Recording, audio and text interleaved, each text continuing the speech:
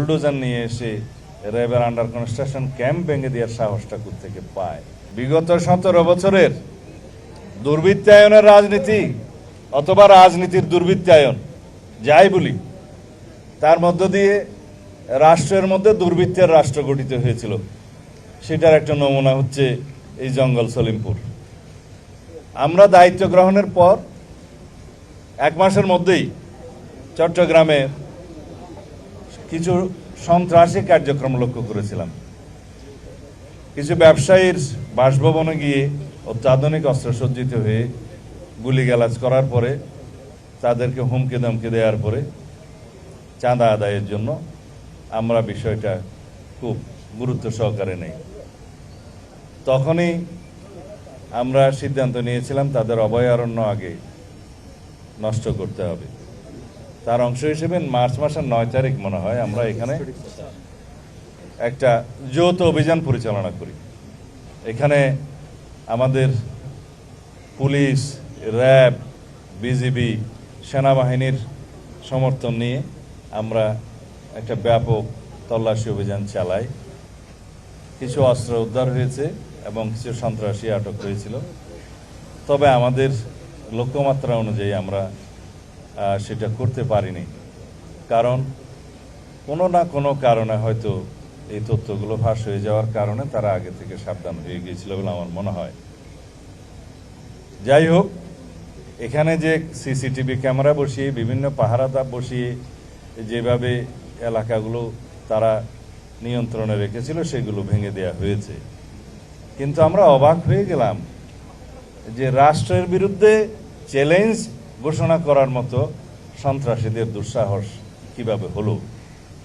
তারা এই রাস্তা কেটে ভেকু নিয়ে এসে, বুলডোজার নিয়ে এসে র্যাবের আন্ডার কনস্ট্রাকশন ক্যাম্প ভেঙে দেওয়ার সাহসটা থেকে পায়? তাদের সাথে কারা জড়িত? এই জায়গার জমি দখলের সাথে কারা জড়িত? এগুলো আমরা এখন ফাইন্ড আউট করেছি। আজকে 12টার সময় আপনাদের সাথে বা 12টার পরে কথা হতে পারে, আবার সার্কিট হাউসে আমরা একটা সমন্বয় সভা করব সকল বিভাগীয় প্রধানদের নিয়ে। এখানে কিছু আমরা বাস্তব চিত্র, ড্রোন চিত্র, সড়ক যোগাযোগের চিত্র এগুলো দেখেছি। কিছু সরকারি সিদ্ধান্ত জানিয়েছি যেগুলো বাস্তবায়ন হবে।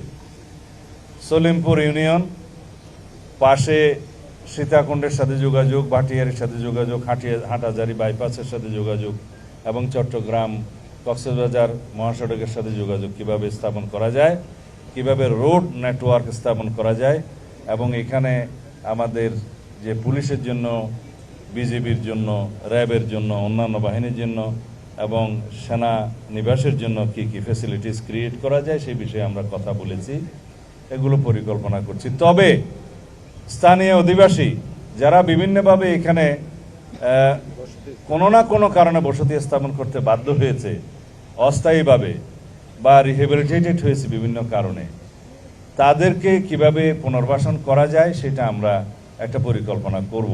তাদের কাউকেই এখান থেকে আপাতত উচ্ছেদ করা হবে না। আমরা জনগণের সরকার, জনগণকে কমফর্ট দেওয়ার জন্য আমরা আমাদের সমস্ত পরিকল্পনা করব। সুতরাং কেউ যদি এখানে ভীতির সৃষ্টি করতে চায় যে উচ্ছেদ করা হবে ইত্যাদি করা হবে, তারা যেন প্রশাসনের সাথে আগেই যোগাযোগ করে। এখানে কারাগারের একটা স্থাপনা অনেক বছর আগের থেকেই ঝুলে আছে, যেটা চট্টগ্রাম কারাগারকে শিফট করার, সেইটা একটা খাস ল্যান্ডের মধ্যে বাইজুদ্দিন লিংকের আশেপাশে, যেখানে এখনো আবাস নাই, বসতি নাই, সেই জায়গাটা চিহ্নিত করে সেটা মোটামুটি ডিমার্কেটেড করা হয়েছে। জেলা প্রশাসন সেটা ব্যবস্থা নেবে বুঝিয়ে দেওয়ার জন্য। এটা প্রশাসনিক অনুমোদন অনেক আগেই দেওয়া হয়েছে। আপাতত এইটুকু। আমরা আপনাদের সবার সহযোগিতা চাই। এই আলীনগর, জঙ্গল সলিমপুর এই জায়গাটা আর কোনো বিচ্ছিন্ন সন্ত্রাসীদের এলাকা থাকবে না, অভয়ারণ্য থাকবে না। এর আশেপাশে 2টা পাহাড় টিলা শ্রেণী আছে, একটা হচ্ছে বেতুয়া আর একটা চা বাগান। এই এরিয়াতেও সন্ত্রাসীদের আনাগোনা আছে বলে আমরা জানতে পেরেছি। এখান থেকেও তাদেরকে উচ্ছেদ করা হবে। তবে সাঁড়াশি এবং যৌথ অভিযানের মাধ্যমে, পরিকল্পিত অভিযানের মাধ্যমে সারা দেশব্যাপী মাদক, সন্ত্রাস, জুয়া এবং চাঁদাবাজি এই 4টাকে আমরা অ্যাড্রেস করব অত্যন্ত গুরুত্ব সহকারে।